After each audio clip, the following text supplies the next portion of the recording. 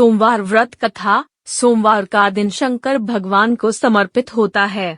आज के दिन भक्त भोलेनाथ को प्रसन्न करने के लिए विशेष पूजा अर्चना करते हैं।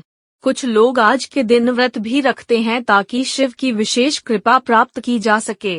बाबा भोलेनाथ के आशीर्वाद के लिए आप भी सोमवार का व्रत कर रहे हैं तो शिव व्रत कथा को पढ़कर या सुनकर इस उपवास को पूरा करें। सोमवार व्रत की विधि। नारद पुराण के अनुसार सोमवार व्रत में व्यक्ति को प्रातः स्नान करके शिव जी को जल और बेल पत्र चढ़ाना चाहिए तथा शिव गौरी की पूजा करनी चाहिए।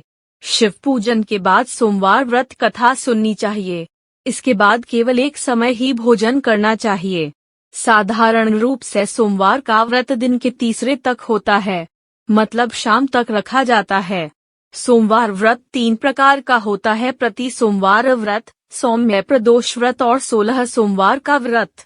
इन सभी व्रतों के लिए एक ही विधि होती है। सोमवार की व्रत कथा। एक समय की बात है, किसी नगर में एक साहूकार रहता था। उसके घर में धन की कोई कमी नहीं थी, लेकिन उसकी कोई संतान नहीं थी। इस कारण वह बहुत दुखी था। पुत्र प्राप्ति के लिए वह प्रत्येक सोमवार व्रत रखता था और पूरी श्रद्धा के साथ शिव मंदिर जाकर भगवान शिव और पार्वती जी की पूजा करता था। उसकी भक्ति देखकर एक दिन मां पार्वती प्रसन्न हो गई और भगवान शिव से उस साहूकार की मनोकामना पूर्ण करने का आग्रह किया।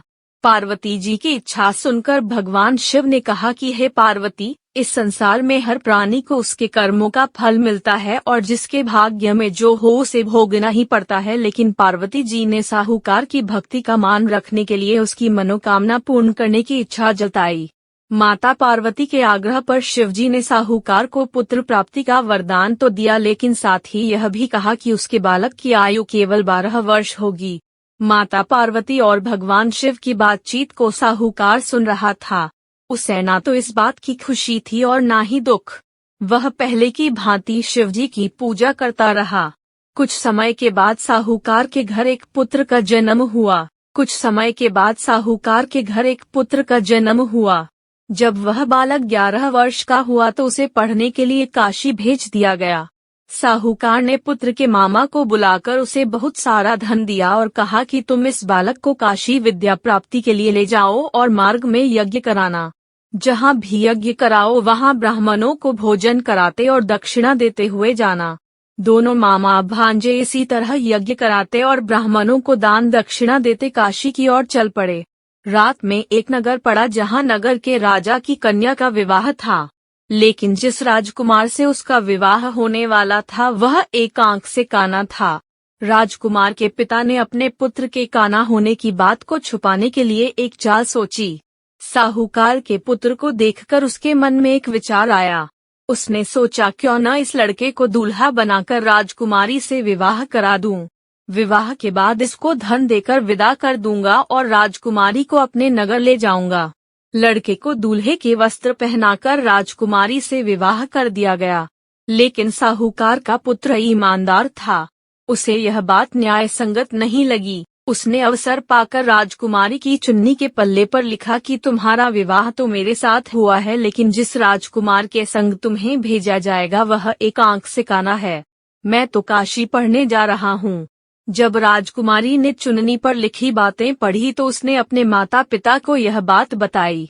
राजा ने अपनी पुत्री को विदा नहीं किया, जिससे बारात वापस चली गई। दूसरी ओर साहूकार का लड़का और उसका मामा काशी पहुँचे और वहां जाकर उन्होंने यज्ञ किया। जिस दिन लड़के की आयु 12 साल की हुई उसी दिन यज्ञ रखा गया। लड़के ने अपने मामा से कहा कि मेरी तबीयत कुछ ठीक नहीं है। मामा ने कहा कि तुम अंदर जाकर सो जाओ। शिवजी के वरदानुसार कुछ ही देर में उस बालक के प्राण निकल गए। मृत भांजे को देख उसके मामा ने विलाप शुरू किया।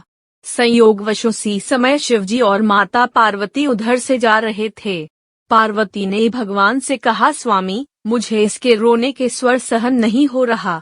आप इस व्यक्ति के कष्ट को अवश्य दूर करें।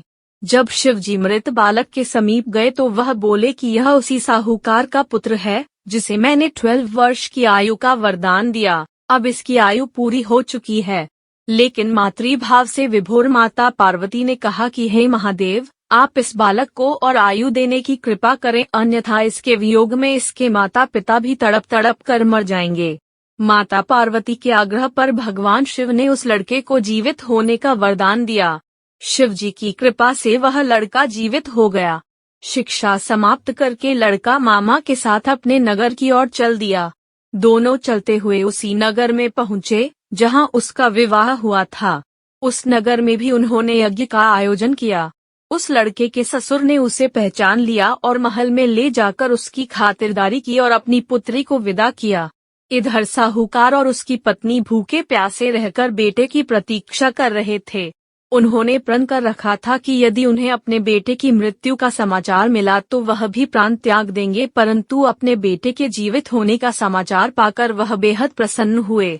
उसी रात भगवान शिव ने व्यापारी के स्वप्न में आकर कहा, हे श्रेष्ठी, मैंने तेरे सोमवार के व्रत करने और व्रत कथा सुनने से प्रसन्न होकर तेरे पुत्र को लंबी आयु प्रदान की है।